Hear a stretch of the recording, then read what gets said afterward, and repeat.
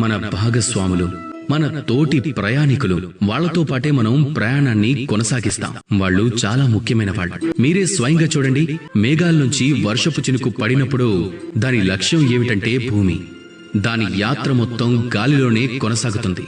కానీ దానికి భాగస్వామి ఎవరు దొరుకుతారో అనే దాని మీదే చాలా ఆధారపడి ఉంటుంది. మీరే చూడండి, ఒకవేళ దానికి ముత్యపు చిప్ప భాగస్వామిగా దొరికితే, ఒకవేళ అది ఆల్చిప్ప నోట్లో పడిందంటే అది ముత్యంలా మారుతుంది. అప్పుడు లక్ష్యం ఏమవుతుంది? ఈశ్వరుని ఆభరణం.